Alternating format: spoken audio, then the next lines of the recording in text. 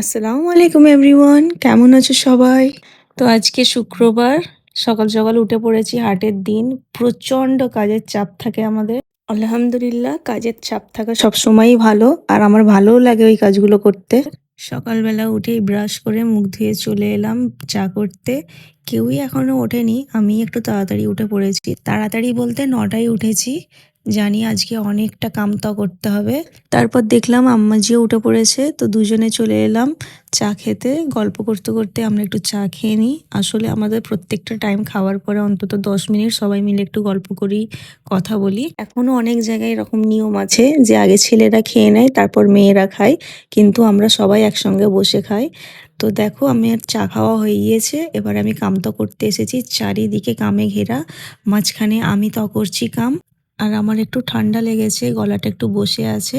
তোমরা ভয়েস শুনে হয়তো বুঝতে পারবে। এই ভিডিওতে তোমরা দেখতে পাচ্ছ যে আমি একাই কাজ করছি, তার মানে এটা ভাববে না যে আমি একাই শুধু কাজ করি। সবাই কাজ করে আমাদের, সবাইকে তো আর ভিডিওতে নেওয়া যায় না।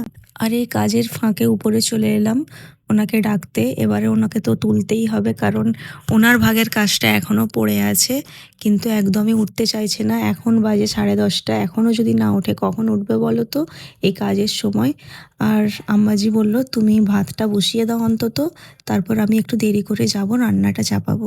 চালটা ধুচ্ছিলাম, তারপর শুনতে পেলাম সিহান উঠে পড়েছে, তো ওকে নিয়ে এসে ওই মুখ ধোয়াবো বলে বসিয়েছি। ওর শরীরটা একটু খারাপ, বুঝলে তো, ওর কালকে রাতে অনেকটা জ্বর এসেছিল। তোমরা সবাই আমার বাবুর জন্য দোয়া করো। যতই শরীর খারাপ থাকুক, ওর অন্যায়ের লেভেলটা শরীর ভালোর মতোই সব সময় থাকে। এখন ও জেদ করছে যে ও মুখ ধোবে না, এমনিই খেয়ে নেবে। তারপর কিছু ফল কাটা ছিল, তো আব্বাজি বলল সবগুলো ফল একসঙ্গে করে মিক্স করে গ্রাইন্ড করে দাও, আমি ওগুলোকে ছেঁকে তোমাদের সবাইকে জুস বানিয়ে দিচ্ছি। তো এই দেখো, ওটাই করে নিচ্ছিলাম।